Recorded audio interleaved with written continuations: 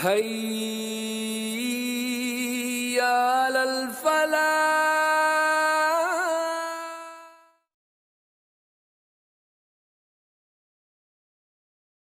الله من الشيطان الرجيم. بسم الله الرحمن الرحيم. ولا تقتلوا أولادكم خشية إملاق نحن نرزقهم وإياكم إن قتلهم كان خطأ كبيرا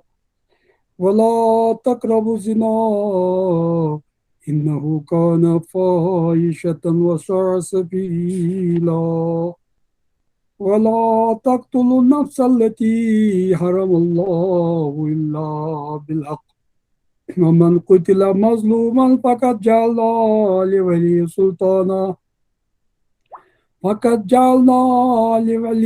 سلطانا فلا يسرف في القتل إنه كان منصورا ولا تقربوا مال اليتيم إلا بالتي أحسن حتى يبلغ أشده وأوفوا بالعهد إن العهد كان مسؤولا وأوفوا الكيل إذا كلتم وزنوا بالقسطاس المستقيم ذلك خير وأحسن تأويلا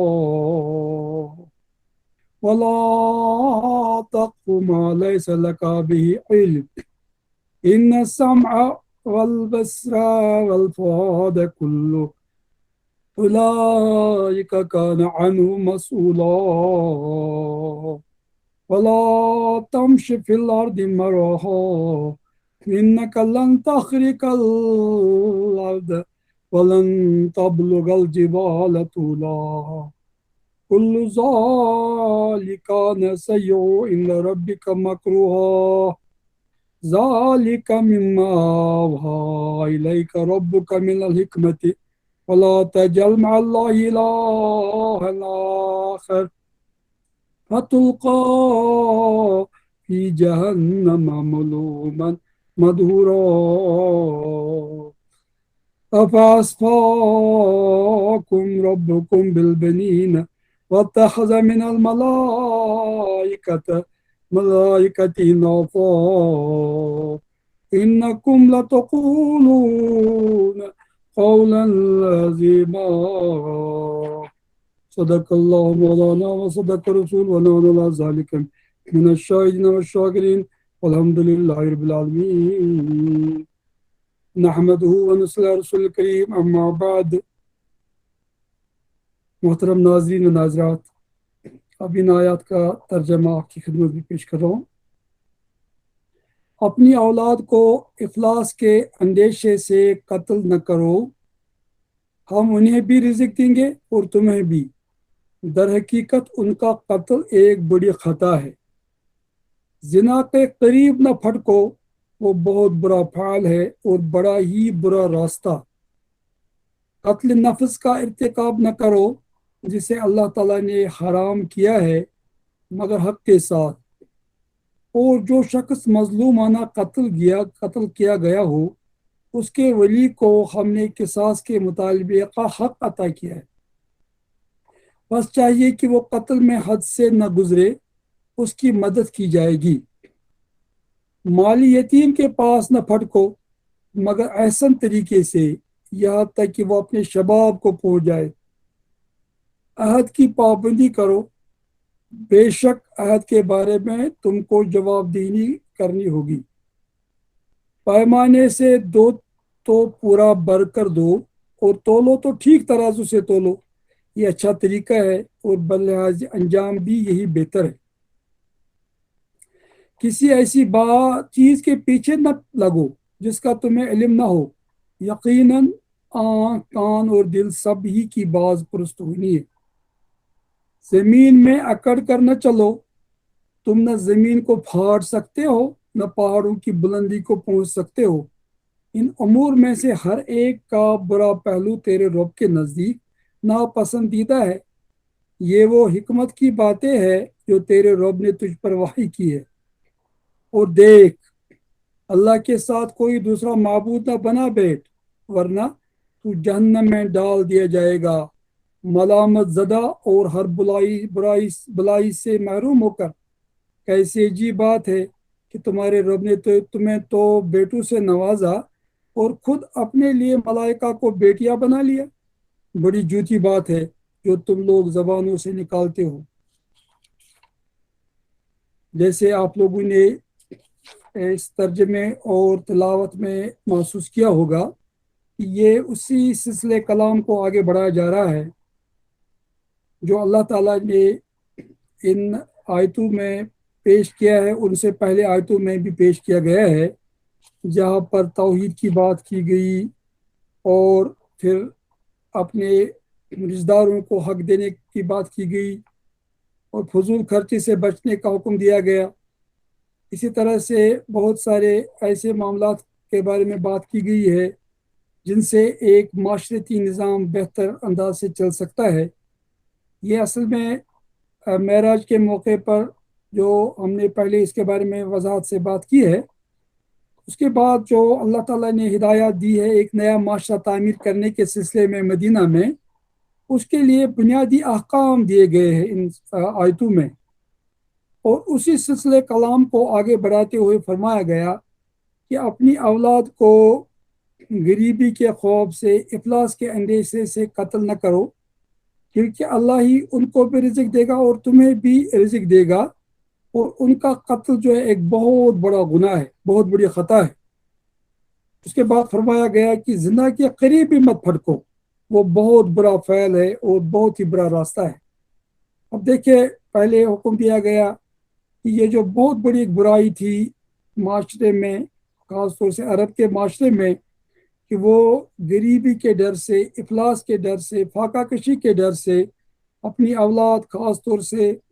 اپنی جو ان کی بیٹیاں ہوتی تھی، ان کو زندہ دفن کرتے تھے۔ جیسے قرآن میں فرمایا گیا وَإِذَا الْمَوْءُودَةُ سُئِلَتْ بِأَيِّ ذَنبٍ قُتِلَتْ، جب زندہ گاڑی ہوئی بچی سے پوچھا جائے گا آخرت کے دن تمہیں کس جرم کی پاداش میں قتل کیا گیا۔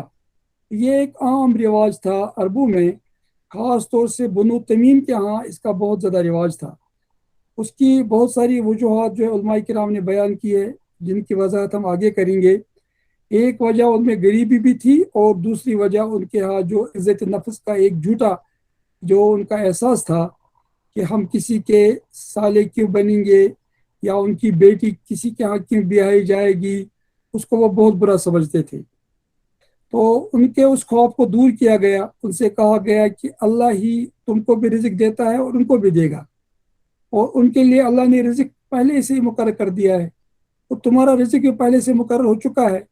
جو بھی دنیا میں آنے والا ہے اس کی تقدیر پہلے لکھی جا چکی ہے، کوئی کسی کے رزق میں شریک نہیں ہوگا، اللہ نے سب کے لیے رزق کا انتظام کیا ہے۔ اور ایک دوسری برائی جو اس معاشرے میں بہت ہی عام تھی، اور آج تو وہ فیشن ہو چلا ہے، جس کو بہت سارے خوبصورت ناموں سے پکارا گیا آج کے زمانے میں، تو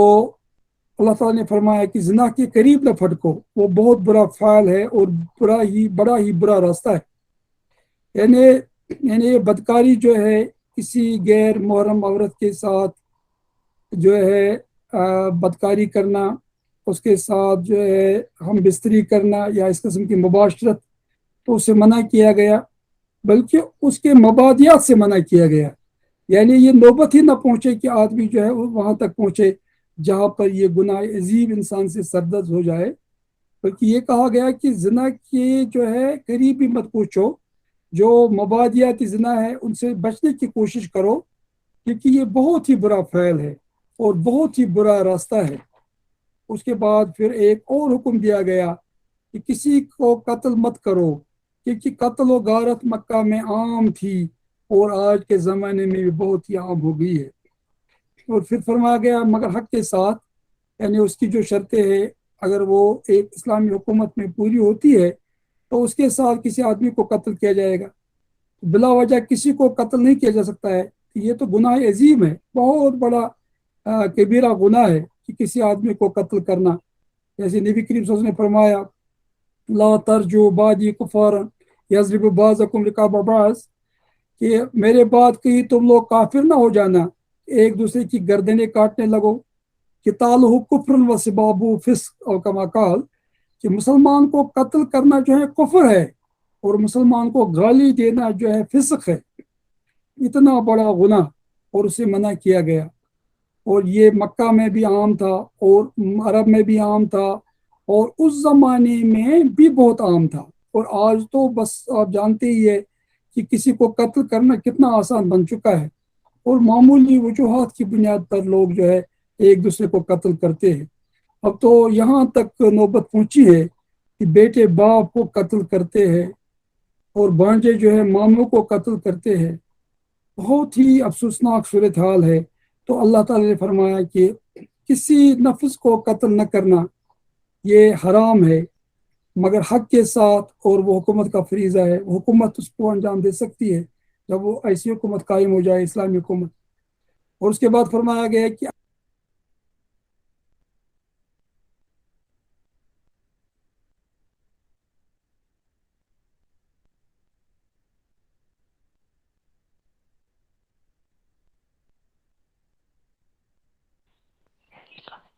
السلام علیکم مراجی صاحب، آپ کا مائک بند ہو گیا. تو یہاں پر یہ فرمایا گیا ہے کہ کسی کا قتل کرنا جائز نہیں ہے، لیکن اگر کسی نے کسی آدمی کو، کسی انسان کو بے ناحق قتل کیا ہو، تو اس صورت میں بھی ان کے والیوں کو یہ حق ہے کہ وہ مطالبہ کر سکتے ہیں قصاص کا، اور قصاص میں جو ہے قاتل کو مارا جائے گا. لیکن پھر یہ کہا گیا کہ قتل میں حد سے نہیں گزرنا، یعنی قصاص کے وقت بھی کسی آدمی کو جس نے قتل کیا ہے صرف اسی کو قتل کیا جائے گا، اس کے رشتہ داروں کو قتل نہیں کیا جائے گا، یا مسئلہ نہیں کیا جائے گا، اس کی ناک یا کوئی کان نہیں کاٹا جائے گا. تو حد سے گزرنے کی ممانعت کی گئی ہے اس صورت میں بھی، کیونکہ اسلامی حکومت ایسے انسان کی مدد کرے گی جس کا کوئی رشتہ دار قتل کیا گیا ہے اور جس کا وہ ولی ہے. اس کے بعد ایک بہت بڑا حکم دیا گیا، مال یتیم کے پاس نہ پھٹکو مگر احسن طریقے سے، یہاں تک کہ وہ اپنے شباب کو پہنچ جائے. اس معاشرے کی حالت پر کا اندازہ کر لیجئے آپ، جہاں پر طاقتور کے پاس ہی تمام اختیارات تھے، اور مظلوموں کا اور کمزوروں کا کوئی سہارا نہیں تھا، اور خاص طور سے یتیم بچوں اور بچوں کو جو ہے ملکیت سمجھا جاتا تھا، اور بیوہ عورت کے اوپر جو اس کا بڑا بھائی چادر ڈال دیتا تھا اور اس کو اپنی ملکیت بنا دیتا تھا. ان حالات میں فرمایا جا رہا ہے یتیم کے مال کے قریب ہی مت پھٹکو، لیکن بہترین طریقے سے، یہاں تک کہ وہ جو ہے بالغ ہو جائے، بلوغیت کو پہنچ جائے، اور وہ اس لائق بن جائے کہ اپنے مال میں اچھی طرح سے تصرف کر سکے، اس کو بہتر انداز سے استعمال کر سکے. پھر اس کے بعد فرمایا گیا کہ عہد کو پورا کیا کرو، عہد کی پابندی کیا کرو، اور بے شک عہد کے بارے میں تم کو جواب دہی کرنی ہوگی. تو یہ آپ دیکھیے کہ کتنے بڑے احکام دیے جا رہے ہیں. اور اس کے بعد ایک اور معاشرتی خرابی کی طرف دھیان دیا گیا، وہ یہ ہے کہ پیمانے سے دو تو پورا بھر کر دو، اور تولو تو ٹھیک ترازو سے تولو، یہ اچھا طریقہ ہے، اور بلحاظ انجام بھی یہی بہتر ہے. بعض قومیں جو ہے صرف اس لیے تباہ ہو گئی کہ وہاں پر جو ہے ناپ تول میں کمی کی جا رہی تھی. آپ جانتے ہیں حضرت شعیب علیہ السلام کی قوم کا حال کیا ہوا. یہ کوئی معمولی بات نہیں ہے. مذہب صرف نماز روزے کا نام نہیں ہے، بلکہ معاملات میں انصاف اور معاملات میں عدل کے راستے پہ قائم رہنے کا نام بھی اسلام ہے. اس کی وضاحت آگے ہوگی. اسی طرح سے یہ بھی فرمایا گیا کسی ایسی چیز کے پیچھے نہ لگو جس کا تمہیں علم نہ ہو، یقیناً آنکھ کان اور دل سب ہی کی باز پرست ہونی ہے. یعنی افواہوں پہ کان نہیں دھرنا ہے، اور جب تک آدمی کے پاس علم نہ ہو تو وہ کوئی بات نہ پھیلائے یا کسی بات پہ عمل نہ کرے. علم کے بغیر عمل اور اندھی تقلید کا کوئی جواز ہے ہی نہیں اسلام.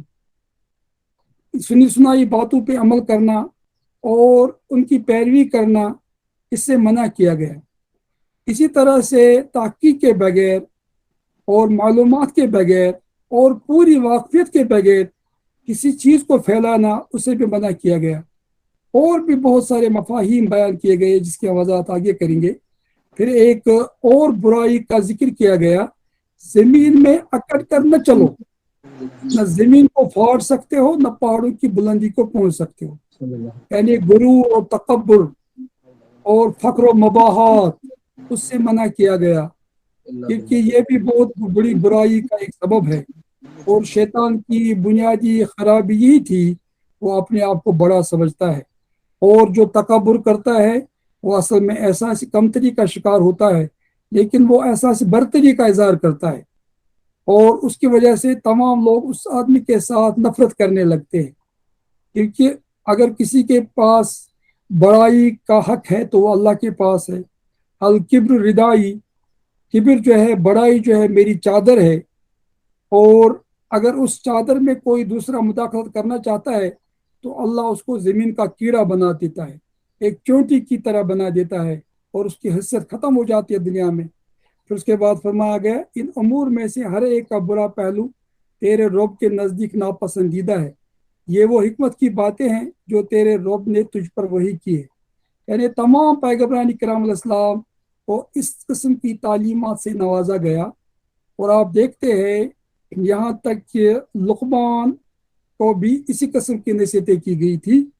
اور وہ اپنے بیٹے کو بھی یہ نصیحت کرتا ہے، اور جتنے بڑے بڑے دنیا کے فلاسفہ گزرے ہیں، عقلا گزرے ہیں، ان سب نے جو ہے اس قسم کی باتوں کی تائید کی ہے، اور اس قسم کی باتوں کو پیش کیا ہے، کیونکہ یہ اتنی حکمت سے پر باتیں ہیں کہ نہ ان کے خلاف عقل جاتی ہے اور نہ شریعت، بلکہ یہ عقل اور نقل دونوں لحاظ سے جو ہے ثابت شدہ حکمت کی باتیں ہیں، اور یہ باتیں صرف وہی الہی کے ذریعے سے ہی لوگوں تک پہنچ سکتی تھی، اور پہنچ گئی ہے۔ انسان کی عقل جو ہے خود بخود ایسی حکمت کی باتوں تک، ان رموز تک نہیں پہنچ سکتی ہے۔ پھر اس کے بعد فرمایا گیا، اور دیکھ اللہ کے ساتھ کوئی دوسرا معبود نہ بنا بیٹھ، ورنہ تو جہنم میں ڈال دیا جائے گا، ملامت زدہ اور ہر بلائی سے محروم ہو کر۔ ایسی عجیب بات ہے کہ تمہارے رب نے تمہیں تو بیٹوں سے نوازا اور خود اپنے لیے ملائکہ کو بیٹیاں بنا لیا، بڑی جھوٹی بات ہے جو تم لوگ زبانوں سے نکالتے ہو۔ تو یہ پورا سلسلہ جو ہے احکام کا توحید سے شروع ہوتا ہے اور توحید پہ ختم ہوتا ہے۔ توحید کے بغیر تو دین کی کسی بات کا کوئی مطلب ہی نہیں نکلتا ہے۔ ان تمام چیزوں کی بنیاد توحید ہے، اور ان پہ قائم اور دائم رہنے کے لیے بھی توحید کے بغیر کوئی چارہ کار نہیں ہے۔ اکثر آپ دیکھیں گے جب ایسے احکام دیے جا رہے ہیں، یا تو توحید کا پہلے ذکر کیا جاتا ہے یا نماز کا، نماز کی پابندی کا۔ تو اب یہ دونوں چیزیں جو ہے، توحید اور نماز، یہ اللہ کی وحدانیت کو ماننے کا ایک بہت بڑا جو ہے اظہار ہے، اس لیے یہاں پر بھی توحید کو بار بار دہرایا گیا ہے کہ توحید کے ذریعے سے ہی انسان ان تمام اعمال پر، احکام پر، اور اللہ نے جو اخلاق حسنہ کی تعلیم دی ہے ان پہ عمل کر سکتا ہے۔ اگر آدمی توحید سے خالی ہو گیا تو وہ ہر چیز سے خالی ہو جائے گا، اور وہ دوسرے لوگوں کو شریک کرے گا اللہ کی خدائی میں، اور وہ مال میں بھی جو ہے خرد برد کرے گا، یتیموں کے جو اموال اس کے پاس امانت کے طور پر ہوتے ان میں بھی وہ خرد برد کرے گا۔ اسی طرح سے وہ اخلاقی لحاظ سے بدکاری اور فحاشی کا شکار ہو جائے گا۔ بلکہ آپ دیکھتے ہیں جو مشرک قومیں ہوتی ہے اور جو بدعتی لوگ ہوتے ہیں، ان کے ہاں اخلاق اور یہ جو ادب کی بہت کمی ہوتی ہے، اور بلکہ وہ کبھی کبھی ان شرک کے مراکز پر فحاشی کو فروغ دیتے ہیں، اور اس طرح سے ایک بہت برائی کا ماحول پیدا ہو جاتا ہے۔ اب ان تمام آیتوں کی ہم وضاحت کرنے کی کوشش کریں گے ایک ایک کر کے، کیونکہ یہ بہت ہی امپورٹنٹ احادیث جو باتیں ہیں جو اللہ تعالیٰ نے فرمائی ہے اور جن کی تاکید بیان کی گئی ہے۔ بہت سارے مفسرین کرام نے اس بارے میں اچھی خاصی باتیں کی ہے۔ تو مثلا ہم جو ہے لقمان سلفی صاحب یہ فرماتے ہیں کہ ان آیتوں میں کس طرح سے جو ہے اللہ تعالیٰ نے ایسی برائیوں سے بچنے کا حکم دیا ہے جو آدمی کو تباہی کی طرف لے جاتی ہے، اور دنیا اور آخرت کی تباہی کا آدمی کو جو ہے مستحق بناتی ہے۔ اصلا سب سے پہلے یہاں پر قتل اولاد کی ممانعت کی گئی ہے کہ اپنے اولاد کو جو ہے غریبی کے، فاقہ کشی کے اور مفلسی کے خوف سے قتل مت کرو، کیونکہ اللہ ان کو بھی رزق دے گا اور آپ کو بھی دے گا، بلکہ اپنی اولاد کے ذریعے سے تم کو بھی رزق ملے گا، جیسے حدیث میں اس کا ذکر آیا ہے، تو اس کی وضاحت ہم آگے کریں گے۔ اور پھر یہ فرمایا گیا لا تقربوا الزنا۔ حضرت شاہ صاحب فرماتے ہیں کہ اگر خدا نخواستہ کسی قوم میں زنا کی راہ نکلی تو ایک شخص دوسرے کی عورت پر نظر کرے تو کوئی دوسرا اس کی عورت پر نگاہ کرے گا۔ زنا بہت بری راہ ہے جو خواہش پرستوں کی راہ ہے۔ انہیں فرمایا گیا کہ زنا کا ارتکاب کرنے کا تو سوال ہی نہیں ہے، زنا کے قریب ہی مت جاؤ۔ مطلب یہ ہے کہ کسی اجنبی عورت کی طرف نظر اٹھا کر بھی نہ دیکھو۔ اجنبی عورت کو بدون عذر شرعی کے دیکھنا زنا کے قریب جانا ہے۔ زنا سے حسب و نسب خلط ملط ہو جاتا ہے۔ زنا سے انسان اور حیوان میں فرق نہیں رہتا ہے۔ جس طرح جانور کو نکاح کی ضرورت نہیں ہوتی اور بعض لوگ جو متع کا جواز نکالتے ہیں، علماء فرماتے ہیں خاص طور سے معرف القرآن میں جو ہے ادریس کاندلوی صاحب نے فرمایا ہے کہ متع بھی زنا کی ایک قسم ہے۔ اور اسی طرح یہ فرمایا گیا کہ قتل مت کرو کسی کو ناحق، تو قاتل کی سزا بطور قصاص لینی چاہیے۔ اور دوسرا اگر کوئی آدمی قتل کرتا ہے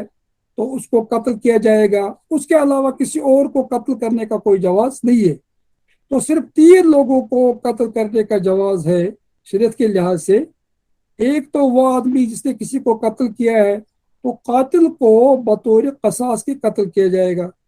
دوسرا ایک شادی شدہ زانی جو ہو اس کو اسلامی حکومت میں قتل کیا جاتا ہے۔ اور تیسرا جو ہے مرتد، اس کو اسلامی حکومت میں قتل کیا جائے گا جو دین سے پھر گیا ہو، اسلام لانے کے بعد اسلام سے اس نے ارتداد کیا ہو۔ اور پھر یہ فرمایا گیا کہ اس میں کوئی جاتی نہیں کرنا، یعنی ایک کے بدلے دوسرے کو قتل نہ کیا کرو، نہ مسئلہ کیا کرو یا غیر قاتل کو قتل کرو۔ آپ کو پتہ ہونا چاہیے کہ مکہ میں اگر کوئی کسی کو قتل کرتا تھا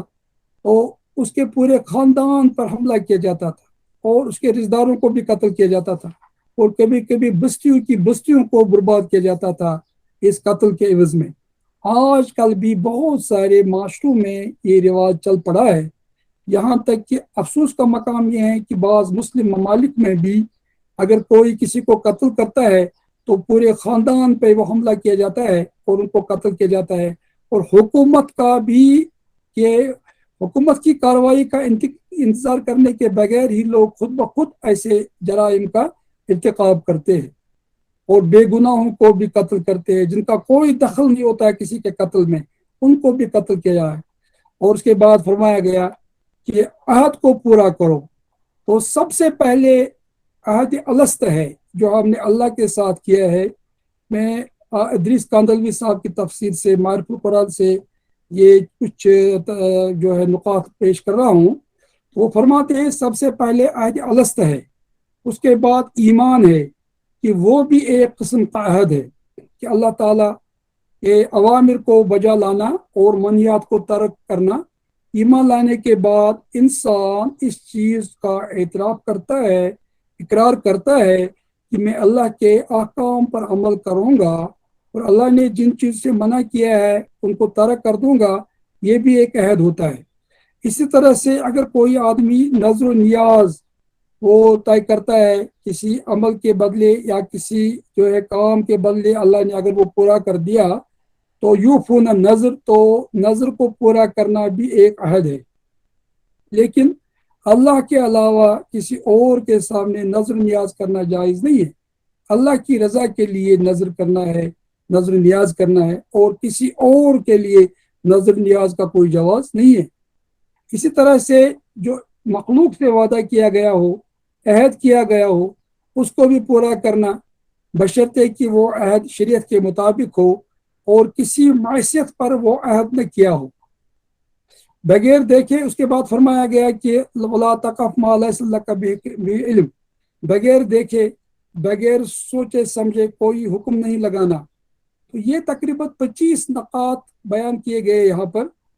اور ان میں معمورات بھی ہے، ممنوعات بھی ہے اور منہیات بھی ہے، یعنی کچھ چیزوں کا حکم دیا گیا ہے، کچھ چیزوں سے منع کیا گیا ہے،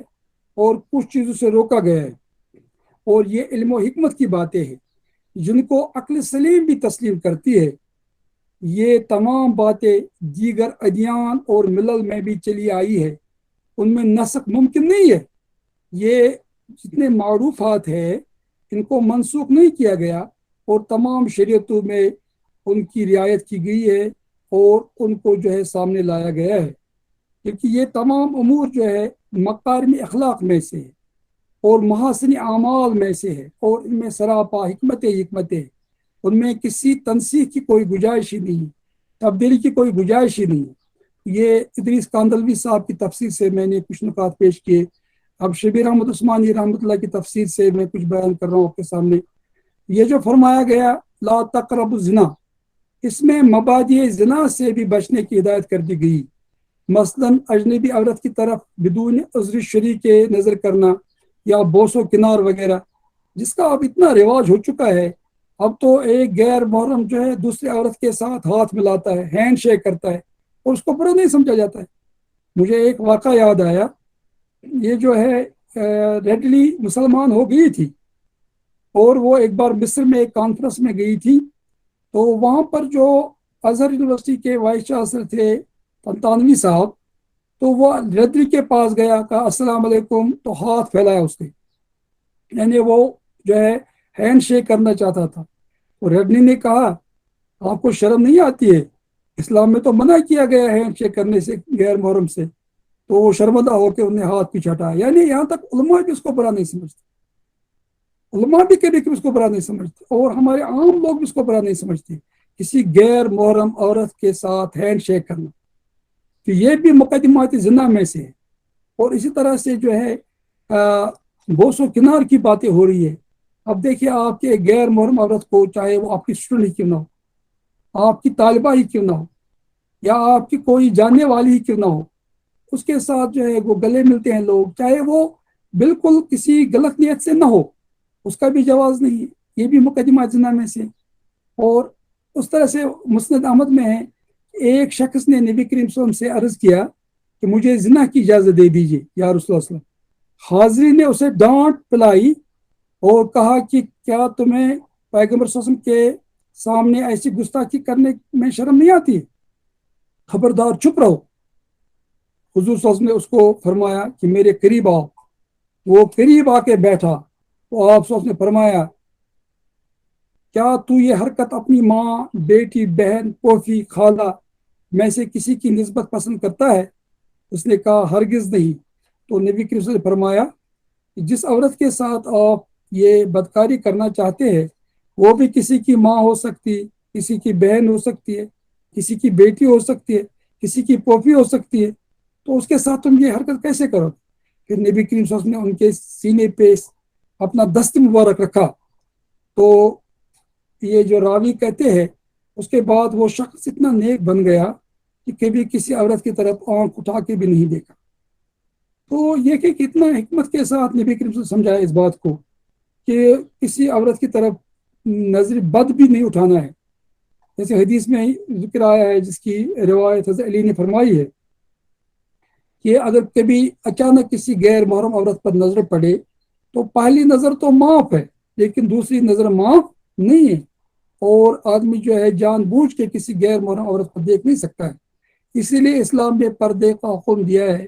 اور قرآن نے فرمایا ہے کہ مومنوں سے کہو یا رسول اللہ صلی اللہ علیہ وسلم وہ اپنی نظریں جھکایا کریں، اور عورتوں سے کہو یا رسول اللہ صلی اللہ علیہ وسلم کہ وہ اپنی نظریں جھکایا کریں۔ آپ دیکھیں اسلام ایک پاکیزہ معاشرے کا تصور دیتا ہے جہاں پر بدکاری کے لیے کوئی گنجائش ہی نہیں۔ پھر یہ جو بات فرمائی گئی لا تقف ما لیس لک بہ علم، اس میں جھوٹی شہادت، غلط تہمتیں، باپ دادا کی تقلید یا رسم و رواج کی پابندی میں خلاف شرع اور ناحق باتوں کی حمایت کرنا سب شامل ہے، یہ شبیر احمد عثمانی صاحب نے فرمایا ہے۔ اور اس کے بعد لقمان صاحب میں فرماتے ہیں زنا وہ بدترین فعل ہے جو فطرت سلیم، عقل اور شریعت ہر اعتبار سے گناہ عظیم ہے، اور سوسائٹی پر اس کے نہایت خطرناک اور برے اثرات مرتب ہوتے ہیں۔ مسلمان مردوں اور عورتوں کی عزت محفوظ نہیں رہتی، ان کا نسب اور ان کی نسل خطرے میں پڑ جاتی ہے، اور پاک و صاف سوسائٹی اخلاقی انارکی کی شکار ہو جاتی ہے، اور جو اس فعل بد کا مرتکب ہوتا ہے اللہ تعالیٰ کے فرمان کے مطابق آخرت میں اس کا ٹھکانہ جہنم ہوگا۔ اور اسی طرح سے جو ہے معرف القرآن میں مولانا محمد شفیع رحمۃ اللہ نے فرمایا ہے کہ پہلے اولاد کا ذکر کیا گیا، اس میں یعنی لا تقتلوا اولادکم من خشیت اللہ، یعنی اپنے بچوں کو غریبی کے ڈر سے قتل مت کرو۔ اور فرماتے ہیں کہ پہلے جو ہے اولاد کا ذکر کیا گیا، اس کا مطلب یہ ہے ہم پہلے ان کو پھر تمہیں دیں گے، جس کا مطلب دراصل یہ ہے کہ اللہ تعالیٰ جس بندے کو دیکھتے ہیں کہ وہ اپنے اہل و عیال کا تکافل یا دوسرے غریبوں ضعیفوں کی امداد کرتا ہے تو اس کو اسی حساب سے اللہ تعالیٰ دیتے ہیں کہ وہ اپنے ضروریات بھی پورے کر سکتا ہے اور دوسروں کی امداد بھی کر سکے۔ تو یہ اللہ کا ایک قاعدہ رہا ہے اور ہمیشہ ایسا ہوتا رہا ہے۔ ایک حدیث میں نبی کریم صلی اللہ علیہ وسلم نے فرمایا کہ انما تنصرون و ترزقون بضعفائکم او کما قال، یعنی اللہ تعالیٰ تم لوگوں کو رزق بھی دیتا ہے اور تمہاری مدد بھی تمہارے ضعیف اور کمزوروں کی وجہ سے کرتا ہے، یعنی جو تمہارے اندر غریب ہوتے ہیں اور جو ضعیف ہوتے ہیں ان کی وجہ سے سب کو رزق ملتا ہے، بلکہ اس میں رزق میں برکت پیدا ہوتی ہے۔ تو اس سے معلوم ہوا کہ اہل و عیال کے جو ہے متکفل والدین کو جو کچھ ملتا ہے وہ کمزور عورتوں بچوں کی خاطر ہی ملتا ہے، وہ اپنی غذا لے کے آتے ہیں جو ان کی قسمت میں ہوتا ہے، اپنا رزق لے کے آتے ہیں، تو ان کی برکت سے دوسرے لوگوں کو بھی ملتا ہے۔ تو یہ بالکل مشاہدہ ہے۔ پہلے آپ دیکھیں کتنے سارے بچے ہوتے تھے لوگوں کے پاس اور ان کو وہ پالتے تھے، اور آج چونکہ ہم لوگوں نے جو ہے اس طرح سے فیملی پلاننگ کے نام سے اور باقی ناموں سے جو اس طرح سے آج کل لوگ اپنے آپ کو سمجھتے ہیں کفیل لوگوں کا، اللہ کی رضاکت پہ بھروسہ نہیں ہوتا ہے، پھر جو ہے 10 لوگ کماتے ہیں اور ایک آدمی کی بھی کفالت نہیں کر پاتے۔ تو یہاں پر یہ بات ہو گئی ہے۔ اس کے بعد جو فرماتے مولانا محمد شفیع صاحب، زنا کے پاس بھی مت پھٹکو، یعنی اس کے مبادی اور مقدمات سے بھی بچو، اس پر عداوتیں اور فتنے اور تیزی سب مرتب ہوتے ہیں۔ زنا بے حیائی ہے اور انسان میں حیا نہ رہی تو وہ انسانیت ہی سے محروم ہو جاتا ہے، پھر اس کے لیے کسی بھلے برے کام کا امتیاز نہیں رہتا۔ اس معنی کے لیے حدیث میں ارشاد ہے اذا فاتق الحیا فافعل ما شئت، جب تمہارے اندر حیا نہیں رہی پھر جو مرضی ہو وہ کرو۔ حیا ایمان کا ایک شعبہ ہے۔ دوسری وجہ معاشرتی فساد ہے، جو زنا کی وجہ سے اتنا پھیلتا ہے کہ اس کی کوئی حد نہیں رہتی اور اس کے نتائج بعض اوقات پورے قبیلوں اور قوموں کو برباد کر دیتے ہیں۔ فتنے، چوری، ڈاکہ، قتل کی جتنی کثرت آج دنیا میں بڑھ گئی ہے، اس کے حالات کی تحقیق کی جائے تو آدھا سے زیادہ واقعات کا سبب کوئی عورت و مرد نکلتے ہیں جو اس جرم کے مرتکب ہوئے۔ تو اسلام نے اس جرم کو تمام جرائم سے اشد قرار دیا ہے۔ اس کی سزا بھی سارے جرائم کی سزاؤں سے زیادہ سخت بھی ہے، کیونکہ یہ ایک جرم دوسرے جرائم کو اپنے اندر سمائے ہوئے ہے۔ اور اسی لیے میں یہ ایک حدیث بیان کرنے کے بعد آج کا درس ختم کروں گا، انشاءاللہ اس درس کو ہم کل بھی جاری رکھیں گے۔ تو حدیث میں نبی کریم صلی اللہ علیہ وسلم نے فرمایا ہے کہ سارے آسمان اور ساری ساتوں زمینیں اور ساتوں آسمان شادی شدہ زنا کار پر لعنت کرتی ہے، اور جہنم میں ایسے لوگوں کی شرمگاہوں سے ایسی سخت بدبو پھیلے گی کہ اہل جہنم بھی اس سے پریشان ہوں گے، اور آگ کے عذاب کے ساتھ ان کی رسوائی جہنم میں بھی ہوتی رہے گی۔ رواہ البزار عن بریدہ مظہری۔ یہ تفسیر مظہری میں اس بات کی وضاحت کی گئی ہے۔ انشاءاللہ الرحمن ہم اس درس کو کل بھی جاری رکھیں گے اور بھی بعض مسائل کی طرف ہم توجہ مبذول کریں گے۔ وآخر دعوانا الحمدللہ رب العالمین من الشیطان الرجیم بسم اللہ الرحمن الرحیم ولا تقتلوا اولادکم خشیۃ املاق نحن نرزقهم وإياكم إن قتلهم كان خطأ كبيرا ولا تقربوا الزنا إنه كان فاحشة وساء سبيلا ولا تقتلوا النفس التي حرم الله إلا بالحق ومن قتل مظلوما فقد جعلنا لوليه سلطانا فلا يسرف في القتل إنه كان منصورا ولا تقربوا مال اليتيم إلا بالتي أحسن حتى يبلغ أشده وأوفوا بالعهد إن العهد كان مسؤولا صدق الله مولانا وصدق الرسول ونحن على ذلك من الشاهدين والشاكرين والحمد لله رب العالمين آمین۔ محترم ناظرین و ناظرات، ہم نے بہت سارے مضامین کے بارے میں بات کی ہے پہلے ہی اس رکوع میں جو وارد ہوئے ہیں، جن کا ذکر اس رکوع میں آیا ہے۔ اس میں ہم نے سب سے پہلے جو ہے قتل جو بچوں کو لوگ کرتے تھے مکہ کی زندگی میں، خاص طور سے بنو تمیم، ان کو منع کیا گیا کہ اپنے بچوں کو قتل مت کرو، اس خوف سے کہ وہ تمہارے رزق میں شامل ہو جائیں گے اور تم غریب ہو جاؤ گے اگر تمہارے پاس زیادہ بچے ہوں، خاص طور سے بچیاں۔ تو وہ وہاں پر ایک عام رواج ہو چکا تھا اور اس کا ذکر قرآن میں بھی آیا ہے۔ اس کے بعد پھر اور احکام دیے گئے، جن میں سے بدکاری سے بچنے کا حکم دیا گیا۔ صرف یہ نہیں کہا گیا کہ بدکاری میں مبتلا مت ہو جاؤ، بلکہ یہ کہا گیا کہ بدکاری کے جو اسباب ہے اور جو داعیات ہو سکتے ہیں ان سے بھی دور رہنے کی کوشش کرو، یعنی زنا کے جو بھی مقدمات ہے ان کے قریب بھی مت پھٹکو، ان سے اتنا دور ہو جاؤ کہ تمہارے ذہن میں اس کا خیال بھی نہ آئے، بدکاری کا تو سوال ہی نہیں ہے۔ تو یہ فرمایا گیا۔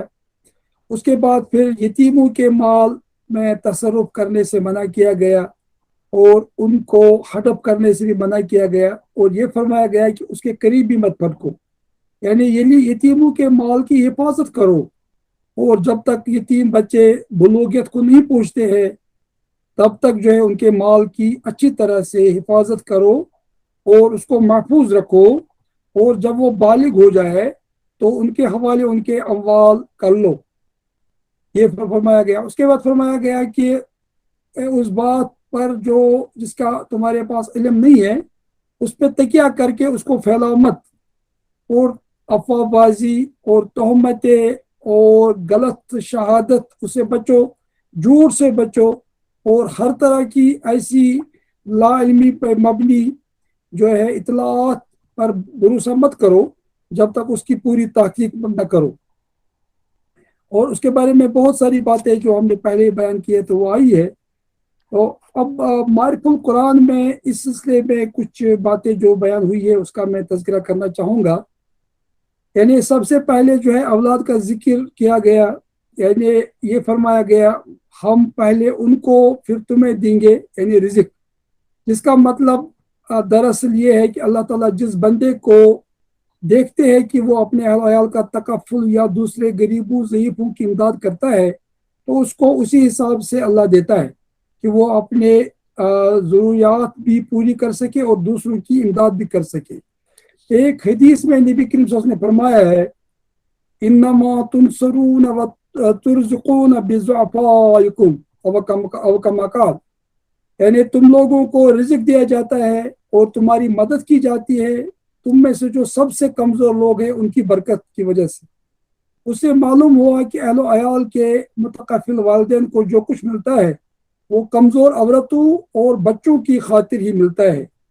تو دیکھیے آپ کہ اللہ تعالیٰ نے پہلے رزق پیدا کیا، اس کے بعد انسانوں کو پیدا کیا۔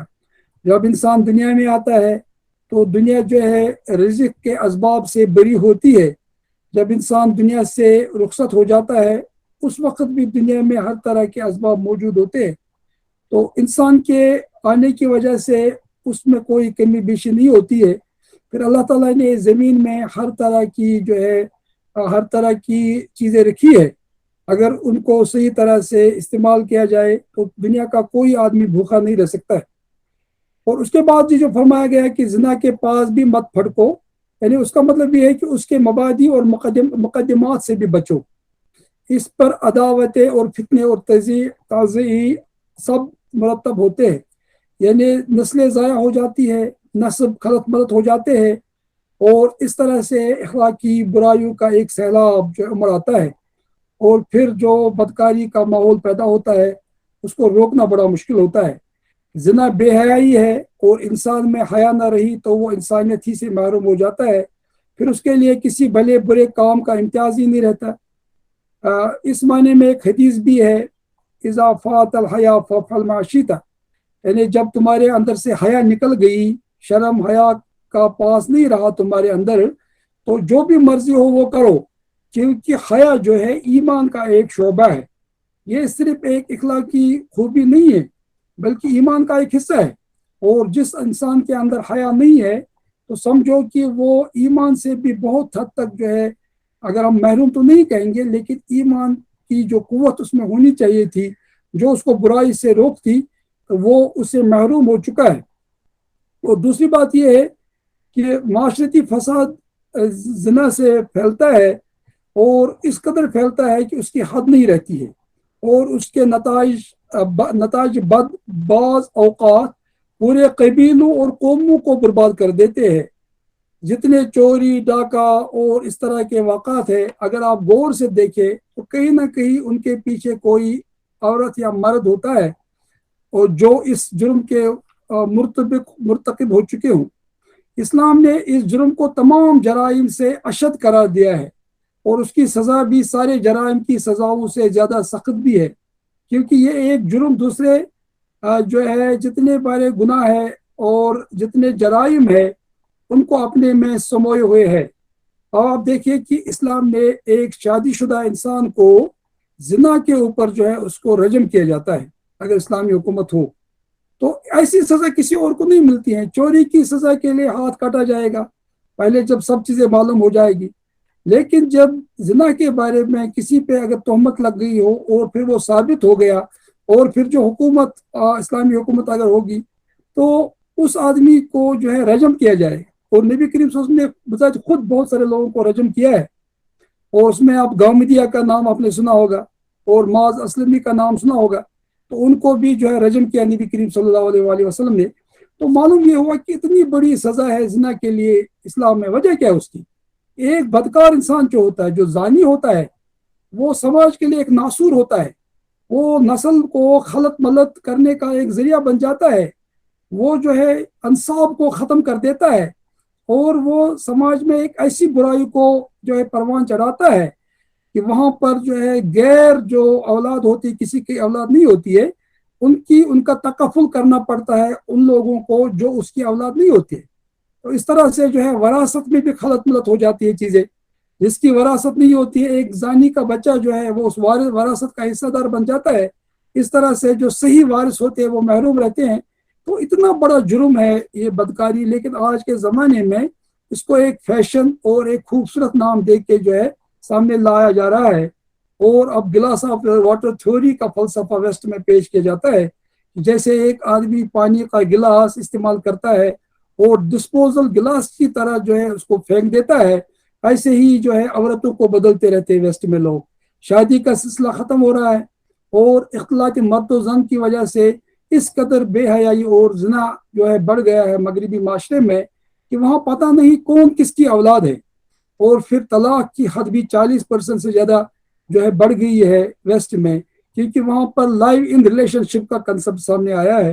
اور اسی طرح سے LGBT اس نے تو حدیں پار کر دی ہے. وہ مذہب عیسائیت کا نام ہے، وہاں پر یہ کہا گیا تھا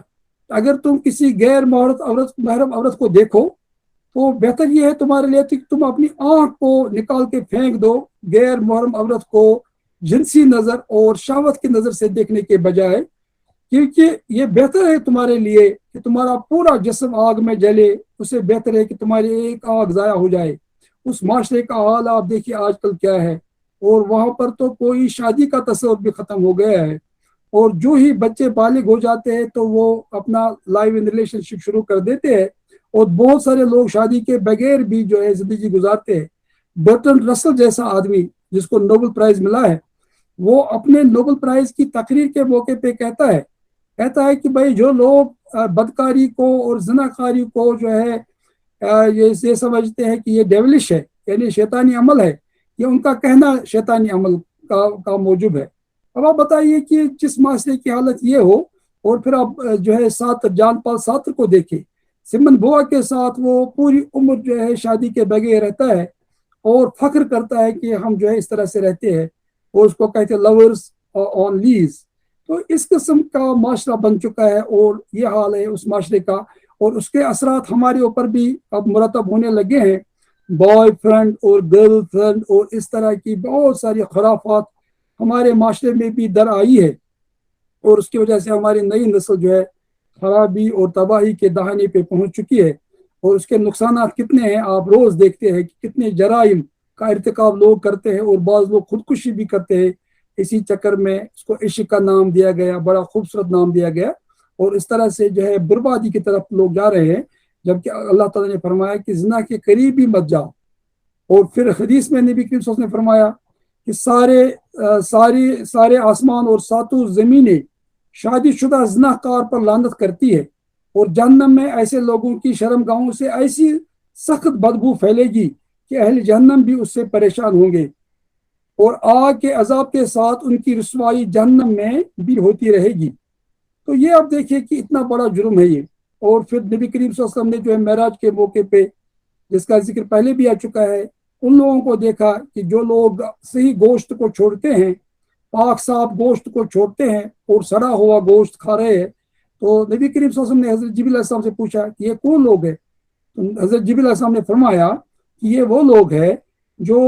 اپنی بیویوں کے بجائے دوسری عورتوں کے ساتھ اس قسم کی حرکتیں مباشرت کرتے ہیں، تو یہ ان لوگوں کا حال ہے۔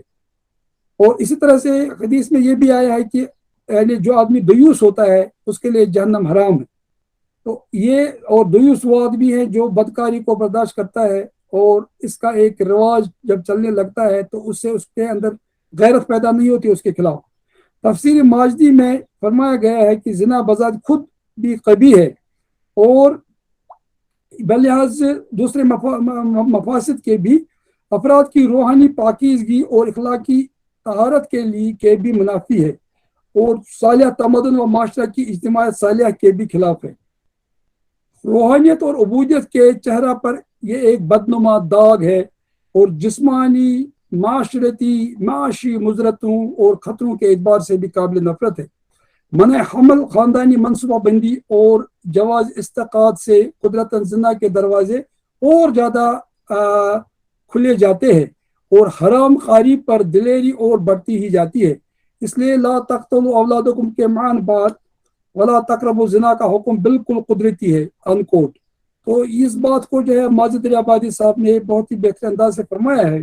کہ اب جو ہے اس کو جواز دیا گیا ہے، اب تو کنٹراسیپٹس اور پتہ نہیں کیا کیا چیزیں پیش کی جاتی ہے، اور بعض یونیورسٹیز میں اور کالجز میں ویسٹ میں اور باقی جگہوں پر باقاعدہ تقسیم کی جاتی ہے یہ کنٹراسیپٹس اور اس قسم کی چیزیں، اور کہتے ہیں اس میں کیا حرج ہے، اگر آدمی کو رضامندی ہو اس میں تو کوئی حرج نہیں ہے، جبر نہیں ہونا چاہیے۔ تو اس طرح جو ہے عام کر دیا گیا زنا کو، اور یہی وجہ ہے کہ نبی کریم صلی اللہ علیہ وسلم نے آخری زمانے کے بارے میں ایک نشان یہ بھی فرمائی تھی کہ اس زمانے میں زنا بہت عام ہو جائے گا، اور اسی لیے موتیں بھی زیادہ ہو جائیں گی، اور بہت سارے خرابیاں سامنے آئیں گی۔ اور ایڈس کے بارے میں جب ہمارے پاس معلومات آئی تو ہم سمجھ سکتے ہیں کہ کتنا گناونا جرم ہے یہ بدکاری کا یا زناکاری کا، اور اس سے جو ہے انسانی صحت پہ بھی کتنے برے اثرات مرتب ہوتے ہیں، اور خاندانوں پر اور بچوں پر۔ شافعی رحمۃ اللہ نے فرمایا ہے کہ جو لوگ بدکاری کرتے ہیں کسی اور عورت کے ساتھ، ان کے گھر میں بھی کسی نہ کسی عورت کے ساتھ بدکاری ہوتی ہے۔ تو امام شافعی رحمۃ اللہ نے یہ فرمایا، اور بھی اس قسم کے بہت سارے جو ہے اقوال ہمارے پاس موجود ہے جو بزرگان دین نے فرمائے ہیں، اور اسی لیے جو ہے بزرگان دین، اولیاء کرام اور جتنے بھی صالحین تھے وہ بہت زیادہ احتیاط کرتے تھے، غیر محرم عورت سے بات کرنے میں بھی احتیاط کرتے تھے۔ اور یہاں تک کہ انور شاہ کشمیری کے بارے میں فرمایا یہ جاتا ہے کہ جب وہ نکلتے تھے بازار میں تو وہ اپنے چہرے پہ جو ہے ایک قسم کی چادر ڈال دیتے تھے، تو اس طرح سے تاکہ کسی غیر محرم عورت پر نظر نہ پڑے، کیونکہ وہ سمجھتے تھے کہ اس کے جو ہے خطرات اور مہلکات کتنے زیادہ ہیں۔ اب آپ دیکھیے کہ یہاں پر یہ فرمایا گیا یقول یعنی یہ فرمایا گیا کہ زنا سے بچو، یعنی مقاربت ہی و مخالطت اسباب ہی، ابن کثیر نے فرمایا تو کیونکہ صرف زنا سے منع نہیں کیا گیا، ابن کثیر فرماتے ہیں بلکہ دوائی زنا سے بھی، یعنی جو دایات زنا کے ہوتے ہیں اس میں گانا بھی ہے اور رقص و سرود کی محفلیں بھی ہے اور شعر شاعری کی وہ محفلیں جہاں پر فحش گوئی اور فحش کلامی کی جاتی ہے، اور بقول یعنی حالی رحمۃ اللہ علیہ، گناہ گار وہاں چھوٹ جائیں گے سارے، جہنم کو بھر دیں گے شاعر ہمارے، اس قسم کی شاعری وہ کرتے ہیں آج کے شاعر، اور وہ بھی اسی گناہ کی طرف لوگوں کو راغب کرتے ہیں اور اس کو مرغوب اور خوبصورت بنا کے پیش کرتے ہیں، اور اس کے بڑے اچھے اچھے نام لوگوں نے رکھے ہیں۔ اب جو ہے پروسٹیٹیوشن کو کہتے ہیں لوگ، یہ سیکس ورکرز ہے، اور لائف ان ریلیشن شپ، اس قسم کے خوبصورت نام دیے جا رہے ہیں۔ تو اس کے بعد فرمایا گیا کہ اگر صرف یہ کہا جاتا کہ زنا مت کرو تو کہا جاتا ولا تزنوا، لیکن یہاں یہ فرمایا کہ زنا کے مقدمات کے پاس بھی مت جاؤ، یعنی ان جگہوں پر جاؤ ہی مت جہاں پر انسان کو خطرہ ہو کہ وہ بدکاری کی طرف راغب ہو جائے، اور اسی لیے یہ جو ہے بہت بلی قول بیان کیا گیا ہے، اور لا تقربو جو ہے بلی گئے اس قول سے کہ لا تزنوا، زنا مت کرو، کیونکہ اس کا مطلب یہ ہے کہ لا تدنو من الزنا، یعنی زنا کے قریب ہی مت جاؤ، یہ قرطبی نے فرمایا ہے۔ گویا اس حکم امتناعی کے تحت بے حیائی و بے حجابی کے سارے قولی، فعلی، تقریری، تحریری، تصویری، لباسی مظاہرے آ گئے ہیں۔ برہنہ و نیم برہنہ لباس، برہنہ و نیم برہنہ تصویریں، فحش و نیم فحش شاعری، سنیما، تھیٹر، رقاصی وغیرہ وغیرہ ہو، یہ سب چیزیں اس میں آ گئی، جیسے ماجد دریابادی رحمۃ اللہ نے فرمایا۔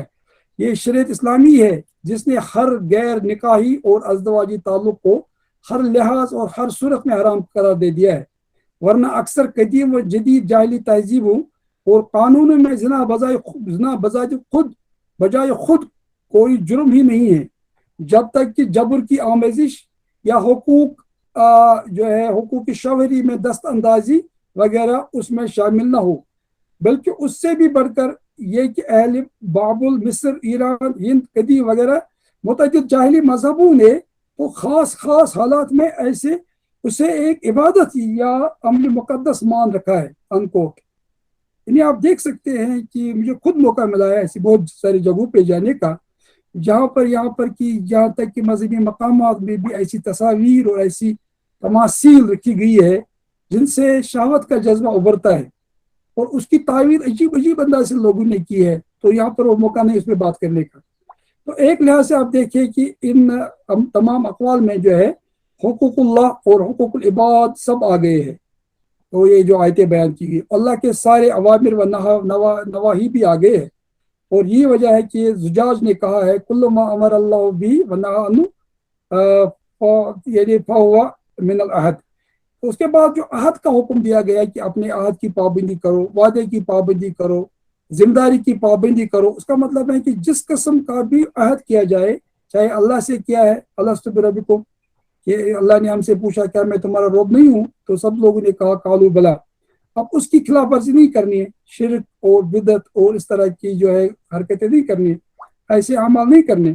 اور اسی طرح سے جو ہے آپس میں جو لوگ معاہدے کرتے ہیں وہ بھی اس میں آگے، یہ سب چیزیں۔ اور پھر ایک بڑی اہم بات جو ہے علماء کرام نے فرمائی ہے وہ ہے املاق، یہ خاص طور سے میں روح المعانی کی بات کر رہا ہوں۔ املاق کا مطلب ہوتا ہے فقر، اور یہ کہا گیا کہ اپنے بچوں کو فقر کے خوف سے، غریبی کے خوف سے قتل مت کرو، تو ختم کبیرہ کیا ہے، یعنی یہ بہت بڑا گناہ ہے، اس کا مطلب ذنبًا عظیمہ، اور یہ بہت ہی شدید گناہ ہے، کیونکہ اس کے ذریعے سے جو ہے آدمی بہت سارے گناہوں کا مرتکب ہو جاتا ہے، اور یہ بات بیان کی گئی ہے یہاں پر۔ اور پھر اس کے بعد فرمایا گیا کہ کوئی بات جو ہے جو آپ کو پتہ نہ ہو، معلوم نہ ہو، اس کی اتباع مت کرو۔ پھر یہ فرمایا گیا کہ تکبر مت کرو، مرہن کا ذکر، مرہا یعنی تکبرن و اختالن، یعنی کوئی آدمی کو تکبر نہ ہو کہ اپنے آپ کو بڑا نہ سمجھے، تو اس کے بعد زمین پہ جو ہے پاؤں دبا کے چلے، اسے منع کیا گیا ہے۔ تو اور جو لوگ ایسی حرکت کریں گے اللہ ان کو گندی نالی کا کیڑا بنائے گا۔ تو کشاف نے فرمایا ہے کہ یہاں پر جو خشیت اللہ کا مطلب ہے یعنی اللہ تعالیٰ نے منع کر دیا کہ غریبی کے خوف کی وجہ سے جو ہے اپنے بچوں کو ہلاک مت کرو، کیونکہ اللہ جو ہے رزق دینے والا ہے ان کو بھی، اور اللہ نے ذمہ داری لے لی ہے۔ اگر کسی انسان کے پاس بچے ہوں تو اللہ نے ذمہ داری لے لی ہے ان کے رزق کے لیے۔ اور یہاں تک کہ رسول نے فرمایا کہ 3 لوگوں کی مدد اللہ ضرور کرے گا۔ ایک وہ نکاح کرنے والا جو نکاح کے ذریعے سے اپنے عفت اور عصمت کی حفاظت کرنا چاہتا ہے، اللہ کے ذمہ اس کی مدد کرنا ہے۔ اس لیے نکاح میں دیر کرنا اور اس طرح سے گناہوں میں مبتلا ہونے کا جو اندیشہ جہاں پر ہوتا ہے، تو فقہ حنفی کے لحاظ سے جو ہے واجب بنتا ہے نکاح، ورنہ عام حالات میں سنت ہے اور واجب عند التوقات۔ تو یہ فرمایا گیا، تو یعنی اس میں جو ہے ایک تو ان کو قتل نہیں کرنا، دوسرا پھر زنا سے منع کیا گیا۔ تو یہ دونوں چیزیں جو ہے بہت ہی آپس میں ملی جلی ہے۔ اور پھر یہ جو فرمایا گیا کہ زنا جو ایک فاحشہ ہے یعنی قبیح ہے، قباحت بڑی چیز ہے، یعنی اس میں انتہائی قباحت ہے، اور یعنی قبیحۃ زائدۃ علی حد القب، یعنی بہت زیادہ قباحت اس میں ہے۔ اور سبیلا کا مطلب کیا ہے؟ یعنی بہت ہی برا طریقہ ہے یہ۔ اب تو جو ہے نئی تحقیق کے لحاظ سے ثابت ہو گیا کہ زنا ایک بیماری ہے۔ اور اگر آپ دیکھیں گے فرائڈ کی تھیوری بذات خود پرورژن کا کنسپٹ جو ہے اور انٹروورژن کا کنسپٹ جو ہے وہ زنا سے جو ہے نکلا ہے۔ اور فرائڈ کے پاس جتنے مریض آتے تھے وہ جنسی بیماریوں کے شکار ہوتے تھے اور پھر وہ بیماریوں کے شکار ہو جاتے تھے، بہت بڑا ان کو ایک بیماری لگ جاتی تھی۔ تو یہ ہے، اور یہی بات جو ہے مدد شافی نے فرمائی ہے۔ وہ کہتے ہیں کہ انسان کی فطرت ایک سفید یہ کپڑے کی طرح ہوتی ہے، جب آدمی بدکاری کرتا ہے تو اس پہ داغ پڑ جاتا ہے اور وہ گندی ہو جاتی ہے۔ اور رسول اللہ نے فرمایا کہ جب آدمی گناہوں کا ارتکاب کرتا ہے، بلران علی قلوبہم بما کانوا یکسبون کی تشریح کرتے کرتے، جب انسان کوئی گناہ کرتا ہے، کوئی فحاشی کا کام کرتا ہے، تو اس کی فطرت میں ایک دبا لگ جاتا ہے۔ اگر وہ گناہوں سے توبہ کر کے آنسو بہا کے اللہ سے معافی مانگ کے اس گناہ کو مٹا دیتا ہے تو ٹھیک بجا، ورنہ وہ گناہ پھیل جاتا ہے، پورے دل پہ اس کا قابو ہو جاتا ہے۔ تو پھر فرمایا رسول اللہ صلی اللہ علیہ وسلم نے بلران علی قلوبہم بما کانوا یکسبون، ان کے دلوں پہ زنگ لگ گیا ہے اپنے اعمال کی وجہ سے، اور سب سے بڑی برائی اس میں بدکاری ہے۔ اور منافقوں کی ایک خصلت بدکاری بھی ہوتی تھی، اور اس لیے وہ کہتے تھے کہ یا رسول اللہ ہمیں اجازت دے دیجیے، ہمیں فتنے میں مت ڈال دیجیے۔ جب تبوک کی جنگ کا مرحلہ پیش آنے والا تھا، یہ جد بن قیس کے بارے میں، وہ کہتا ہے کہ میں اگر روم گیا تو میں عورتوں پر مفتون ہو جاؤں گا وہاں، اور میں فتنے میں پڑوں گا۔ تو قرآن نے کہا اللہ فی الفتن سقطوا، وہ تو پہلے ہی فتنے میں مبتلا ہو چکے ہیں۔ تو معلوم ہوا کہ بدکاری جو ہے منافقوں کی ایک خصلت ہوتی ہے اور ایک مرض ہے۔ اور یہ جو ایک عربی شاعری میں کہتے تھے، وہ کہتے تھے کہ یہ جو مرض جو ہے لیس ممن قلبہ فیہ مرض حافظ للفرج رازن بالتقی، جو آدمی اپنے شرمگاہ کی حفاظت کرتا ہے اور تقوی پہ راضی ہوتا ہے، لیس ممن قلبہ فیہ مرض، وہ ایسے آدمی کی طرح نہیں ہوتا ہے جس کے دل میں مرض ہوتا ہے۔ تو یہ ایک مرض ہے، اور یہ مرض روحانی مرض بھی بن جاتا ہے، پھر یہ نفسیاتی مرض بھی بن جاتا ہے، پھر لوگ دیوانے بھی ہو جاتے ہیں، پاگل بھی ہو جاتے ہیں، اور بعض اوقات جو لوگ خودکشی بھی کرتے ہیں۔ اس لیے اس کو فاحشہ بھی کہا گیا اور سعی سبیلا کہا گیا، یعنی ایک گناہ ہی نہیں بلکہ ایک بیماری بھی ہے۔ اور ایک بدکار انسان جو ہے وہ بیمار انسان ہوتا ہے، ذہنی اور نفسیاتی اور روحانی بیماری کا شکار ہوتا ہے، اور اس سے لوگ بچنے کی کوشش کرتے ہیں، دور رہنے کی کوشش کرتے ہیں۔ اور یہ کہا گیا کہ بیسا طریقہ، یعنی یہ ایسا جو ہے گناہ ہے جو اصل میں غصب کا موجب بھی ہے، کہ جب آدمی کسی غیر محرم عورت کے ساتھ جو اس کے شادی میں اس کے نہیں ہے اس کے ساتھ بدکاری کرتا ہے، تو اس طرح سے جو ہے وہ غصب کرتا ہے ان لوگوں کے حقوق جو اصل اس کے حقدار ہوتے ہیں، اور وراثت پہ وہ غلط لوگوں کو شریک کرتا ہے، اور اس طرح سے وہ بہت زیادہ گناہ گار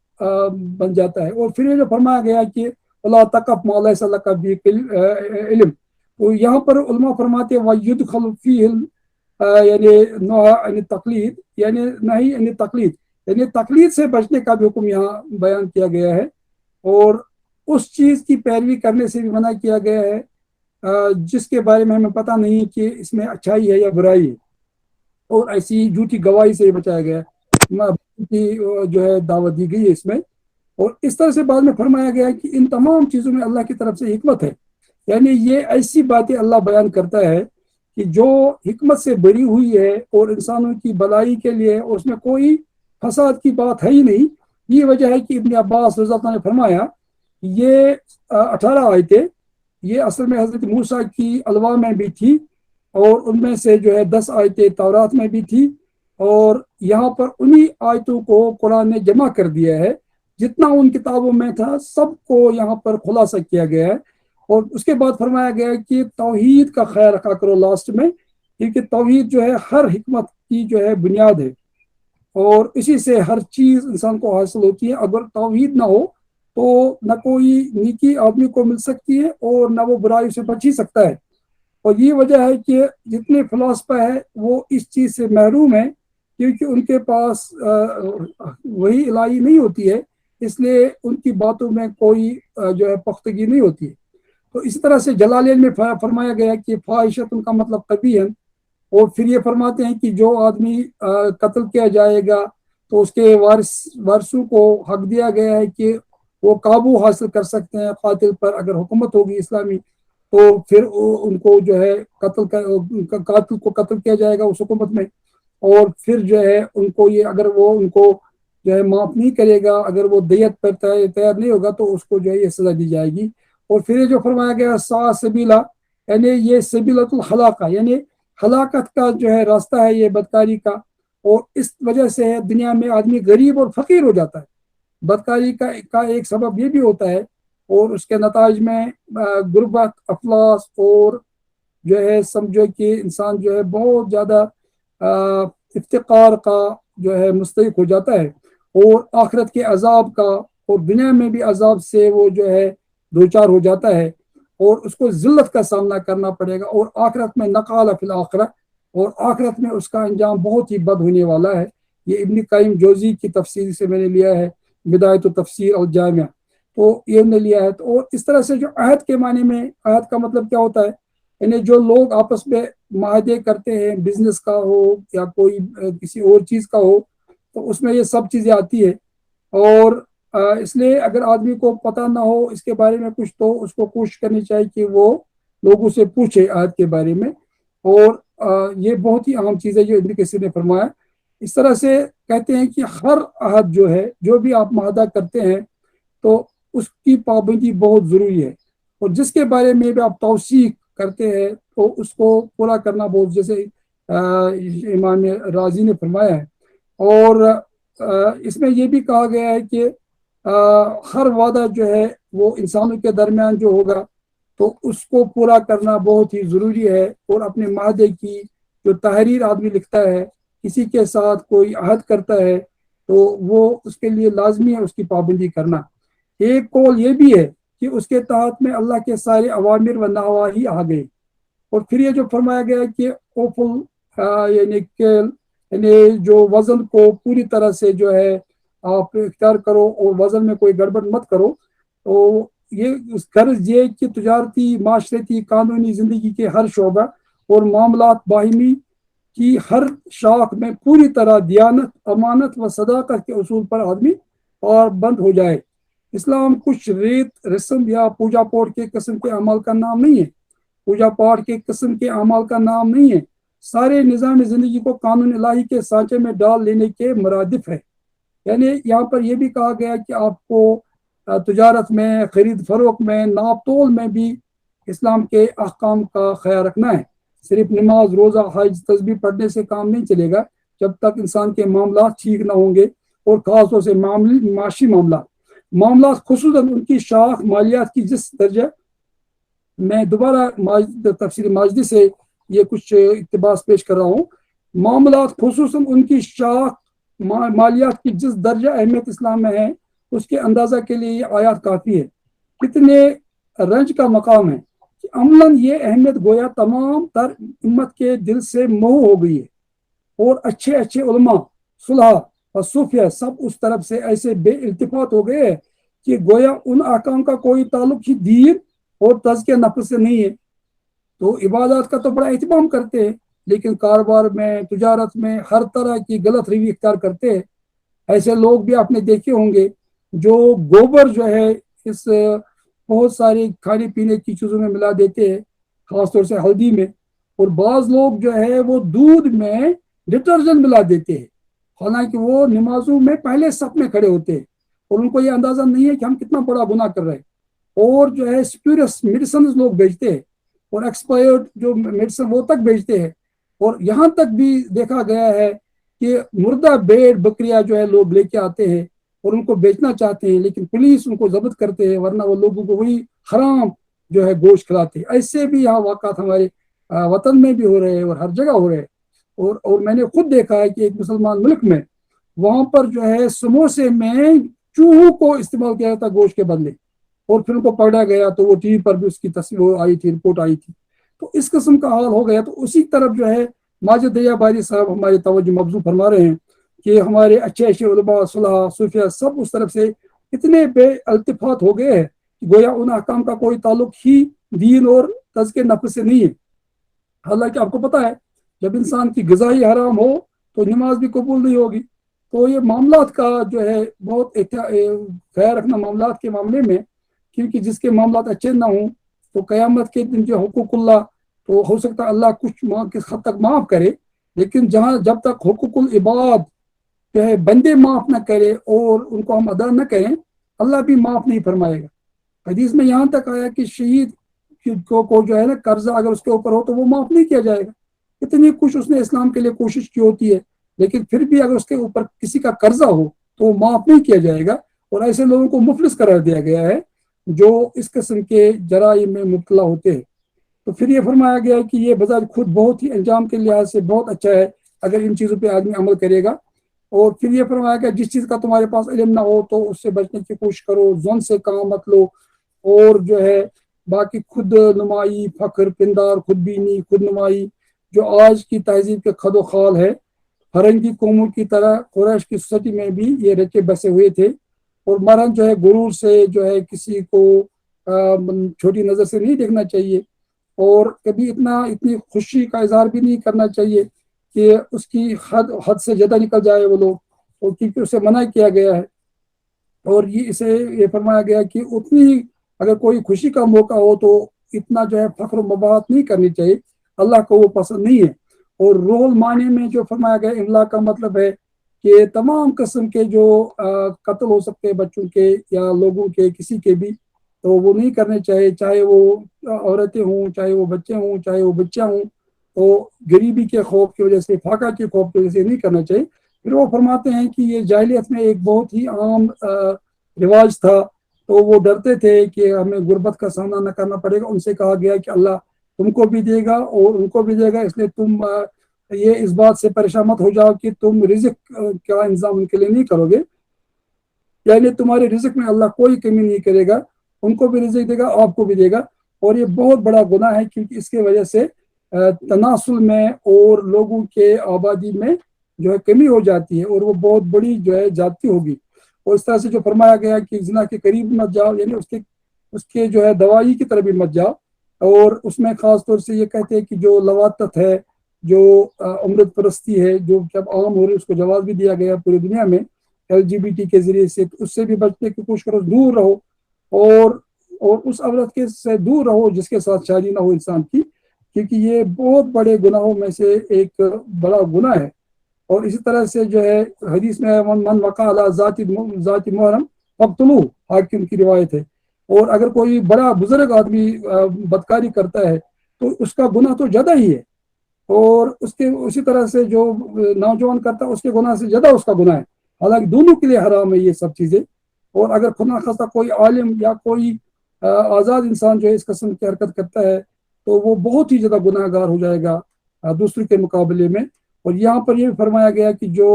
لواطت کا کرتا ہے تو وہ بھی اس میں اس حکم میں آتا ہے، ان کو بھی اسے منع کیا گیا، اس کا کوئی جواز ہی نہیں۔ تو اس طرح سے جو ہے، اور پھر جو یتیموں کے مال کو کھانے سے منع کیا گیا۔ اب آپ دیکھیں آج کے زمانے میں بہت سارے لوگ یتیم خانے کھولے بیٹھے ہیں، اور پتہ نہیں وہ حساب بھی رکھتے ہیں اس کا نہیں رکھتے ہیں، کہاں پر خرچ کرنا ہے، کیسے کرنا ہے۔ اور بعض اوقات یتیموں کے نام پر بہت سارے لوگ جو ہے ایسے ادارے چلاتے ہیں کہ جب کہ وہ یتیموں کی کفالت وہاں نہیں کرتے بلکہ اس کو کاروبار کا ذریعہ بنایا۔ تو یہ بھی ایک لحاظ سے جو ہے یتیموں کے مال کو ہڑپ کرنے کا ایک ذریعہ بن چکا ہے۔ تو اس لیے کہا گیا کہ اس یتیموں کے مال کے قریب ہی مت جاؤ، بلکہ بہتر طریقے سے اگر ان کی حفاظت اور ان کی امانت، ان کو امانت سمجھ کے آپ اس کو استعمال کرنا چاہو۔ پھر اسی طرح سے بہت ساری باتیں کہی گئی یہاں پر، یہ جو لوگ یا یہاں پر خاص طور سے رول معنی میں یہ بات آئی ہے کہ مشرکین کو منع کیا گیا کہ وہ خدا کے بارے میں، نبوت کے بارے میں اپنے اسلاف کی تقلید کی وجہ سے باتیں نہ کہیں، بلکہ ان کے پاس جب تک دلیل نہ آئے تو اس سے جو ہے دور رہے۔ اور پھر جو ہے شہادت زور یعنی جھوٹی گواہی سے بچایا گیا ہے۔ اور اسی طرح سے کسی عورت پر جو بالکل نیک اور پاک دامن عورت ہو، اس پہ جو ہے الزام لگانے یا تہمت زنا لگانے سے یہ منع کیا گیا ہے، کیونکہ یہ بھی بہت بڑا گناہ ہے۔ اور اسی طرح سے یہ بھی لوگوں نے کہا کہ اس سے مراد یہ ہے کہ جھوٹ سے بچو، اور یہ بہت، اور پھر قرآن میں آیا ہے حل عندکم من علم فتخرجوه لنا ان تتبعون الا الظن، تو ظن سے کام نہیں لینا چاہیے، کیونکہ انسان کے کانوں سے بھی، ان کی اور آنکھ سے بھی اور دل سے بھی کل پوچھا جائے گا جو بھی ان نے کام کیے ہیں۔ اور یہاں پر یہ کہا جائے، یہ اصل میں عقلا جو ہوتے دانا لوگوں کے لیے یہ سب آتے ہیں، کیونکہ قرآن جو ہے یہ جو ہے ان لوگوں کے لیے ہدایت ہے، قرآن میں سب لوگوں کے لیے، لیکن اس سے سبق جو ہے دانا لوگ ہی حاصل کرتے ہیں۔ اور یہ بہت ساری باتیں ہیں۔ پھر یہ فرمایا گیا کہ کتنی حکمتیں ہیں اس میں، علم شرائع اور معرفت حق میں، یہ جو اللہ نے نازل کی ہے، اور اس میں جو احکام دیے اللہ نے، اور یہ ایسے احکام ہیں کہ جو کبھی منسوخ نہیں ہو سکتے، اور ان سے کوئی فساد پیدا نہیں ہوگا بلکہ فساد رک جائے گا۔ اور کشاف میں یہ فرمایا گیا کہ یہ جو ہے 18 آیتوں کے بارے میں کہا گیا، اس کو حکمت قرار دیا گیا، اور یہ وہ آیتیں ہیں جو پہلے بھی نازل ہوئی تھی حضرت موسیٰ علیہ السلام کی الواح میں اور تورات میں بھی، جن کو ہم 10 کمانڈمنٹ کہتے ہیں، تو ان کا ذکر یہاں پر آیا ہے، اور قرآن نے ان کو بہتر انداز سے پیش کیا ہے جیسا کسی اور نے نہیں کیا۔ اور یہ جو فرمایا گیا ابن کثیر کی، اس میں ختم کرنے والا ہوں، تو اس آیت سے یہ دلیل بھی سامنے آتی ہے کہ اللہ نے اپنے بندوں پر رحم کیا ہے، اور خاص طور سے والدین سے کہا گیا ہے کہ اپنے بچوں کا خیال رکھے، اور ان کے قتل سے منع کیا گیا ہے۔ اور اس طرح سے ان کو یہ بھی کہا گیا کہ صرف بچوں کو ہی وراثت میں حصہ مت دے دو، بلکہ بچوں کو بھی دے دو۔ اور جاہلیت والے جو ہے بچوں کو حصہ نہیں دیتے تھے، اور اس کے برعکس ان کو قتل کرتے تھے، لیکن یہاں پر جو ہے عورتوں کے حقوق بھی دیے گئے ان کو، اور ان کی وراثت پہ ان کو حصہ دیا گیا۔ اور پھر یہ فرمایا گیا وَلَا تَقْتُلُوا أَوْلَادَكُمْ خشیۃ الاملاق، اور یعنی خوف فقر سے ان کو جو ہے قتل مت کرو۔ اور پھر سورہ انعام میں ان کے بارے میں آیا ہے وَلَا تَقْتُلُوا أَوْلَادَكُمْ مِنْ إِمْلَاقٍ، یعنی غریبی کے خوف کی وجہ سے، کیونکہ ان کا قتل جو ہے بہت بڑا گناہ ہے۔ اور صحیح میں رسول اللہ نے فرمایا کہ حضرت عبداللہ بن مسعود نے رسول اللہ سے پوچھا یا رسول اللہ ای ذنب اعظم، یعنی کون سا بڑا گناہ ہے سب سے؟ نبی کے وسلم فرمایا ان تجعل للہ ندا، کہ خدا کے ساتھ کسی کو شریک ٹھہراؤ، وہ خلقکم، جو اس نے تم کو پیدا کیا۔ قلت ثم ای، میں نے اس کے بعد پوچھا کہ اس کے بعد کون سا گناہ ہے؟ قال ان تقتل ولدک خشیۃ ان یطعم معک، یعنی تم اپنے بچے کو اس لیے قتل کرو کہ تمہارے سے کھانا کھائے گا۔ قلت ثم ای، تو میں نے پوچھا یا اس کے بعد کون سا ہے؟ قال ان تزانی بحلیۃ جارک، یعنی تم جو ہے اپنے ہمسائے کی بیوی کے ساتھ بدکاری کرو۔ یہ بہت بڑے گناہ ہیں، اور اسی لیے جو فرمایا گیا کہ زنا سے بچو، اور زنا کے مبادیات سے بچو، اور اس کے اسباب سے بچو، کیونکہ اس سے بڑا نقصان ہو جائے گا۔ اور پھر یہ جو کہا گیا کہ کسی کو قتل مت کرو، اپنے آپ کو بھی قتل مت کرو، یعنی خودکشی بھی اس میں آ گئی ہے، کیونکہ رسول نے فرمایا وَلِزَوَالِ الدُّنْيَا عِنْدَ اللَّهِ أَهْوَنُ مِنْ قَتْلِ مسلم، کہ کسی مسلمان کو قتل کرنے سے دنیا کے زوال بھی ہلکا ہے۔ یعنی کسی مسلمان کو گناہ قتل کرنا، بے گناہ، اتنا بڑا گناہ ہے یہ، ایسے پوری دنیا برباد ہو گئی اس کی وجہ سے۔ اور قرآن میں یہ فرمایا گیا کہ جو کسی بے گناہ کو بچائے گا جیسے پوری انسانیت کو بچائے، اور جو کسی بے گناہ کو قتل کرے گا جیسے پورے انسان کو قتل کیا۔ اتنا زیادہ جو ہے بے گناہ کو قتل کرنا اسلام میں حرام ہے، لیکن رسول نے فرمایا کہ تمہارے اندر ایک زمانے میں حرج پیدا ہو جائے گا۔ تو یعنی لوگوں نے پوچھا کیا قتل کہا اور کیا؟ تو یہ اتنا عام ہو چکا ہے، قتل کو لوگ اب برا سمجھتے ہی نہیں۔ تو یہ تو صرف 3 معاملات میں ہی، جب وہ کوئی زانی ہوگا محسن، اس کو اسلامی حکومت قتل کر سکتی ہے، اور اسی طرح سے جو اگر کوئی مرتد ہوا ہو تو ان کو قتل کیا جاتا ہے، یا کسی نے قتل کیا کسی کو تو اس کے بدلے میں، تو وہ بھی ایک باقاعدہ حکومت کے ذریعے سب وہ چیز ہوتی ہے، وہ چیزیں جب ایسی حکومت ہو۔ تو یہ جو خود بخود لوگ اس قسم کی حرکتیں کرتے ہیں، اور مسلمان معاشرے میں بھی ایسا ہے، تو رسول نے اس کے بارے میں فرمایا تھا لا ترجعوا بعدی کفارا یضرب الرقاب بعضکم ببعض او کما قال، میرے بعد کہیں تم کافر نہ ہو جانا کہ ایک دوسرے کی گردنیں کاٹنے لگو. قتال و کفر, مسلمان بھائی کو قتل کرنا کفر ہے. وسباب و فسق, اور اس کو گالی دینا جو ہے فسق ہے, اور رسول اللہ نے ان چیزوں سے بچایا. تو پھر یہ جو فرمایا گیا کہ ظن سے بچو اور بدگمانی سے بچو, اور کہ سب سے بڑی بری بات جو ہے بدگمانی ہے. اور پھر یہ جو فرمایا گیا کہ ولن تبلغ الجبال طولا, یعنی غرور سے زمین پہ مت چلو, فخر مت کرو, اعجاب نفس سے دور رہو. یہ رسول اللہ نے فرمایا کہ جو تم سے پہلے لوگ تھے ان کو غرور کی وجہ سے, فخر کی وجہ سے زمین میں جو ہے دھسا دیا گیا, اور وہ قیامت تک وہاں ایسی حالت میں رہیں گے. اور اللہ تعالیٰ نے پھر اللہ تعالیٰ نے حضرت موسیٰ کے زمانے میں جو ہے قارون کا ذکر بیان کیا ہے. جب وہ بڑے فخر کے ساتھ نکلا تھا تو اللہ نے اس کو جو ہے زمین میں دھسا دیا اور اس کو برباد کر دیا. اور پھر حدیث میں یہ آیا کہ من تواضع للہ رفع اللہ, جو آدمی اللہ کے لیے تواضع اختیار کرتا ہے, جو ہے وہ عاجزی انکساری اختیار کر لیتا ہے, اللہ اس کا درجہ بلند کر دیتا ہے. وہ اپنے آپ کو حقیر سمجھتا ہے, وعند اللہ وعند الناس کبیر, لوگوں کے پاس اس کا بڑا اچھا درجہ ہوتا ہے. لیکن جو آدمی کبر کرتا ہے, اللہ تعالیٰ اس کو اس کے نفس میں اس کو وہ سمجھتا ہے کہ میں بڑا ہوں, حالانکہ وہ لوگوں کے پاس حقیر ہوتا ہے. حتیٰ اللہ ابغض الیہم من القلب والخنزیر, وہ لوگوں کے پاس جو ہے کتے سے اور سور سے بھی زیادہ برا ہوتا ہے, لیکن وہ اپنے آپ کو بڑا سمجھتا ہے. اس طرح سے ہم نے دیکھا کہ کس طرح سے اللہ تعالیٰ کی ان تمام آیات اور ہدایات میں ہمارے لیے اسباب کے پورے جو ہے سامان موجود ہے. اگر ہم ان تمام آیتوں کو سمجھیں اور ان پہ عمل کریں گے تو ہمارا معاشرہ ایک صالح معاشرہ بن سکتا ہے, اور ہماری بہت ساری خرابیوں کا علاج خود بخود ہو جائے گا ان آیات پر عمل کرنے سے. وآخر دعوانا ان الحمد للہ رب العالمین.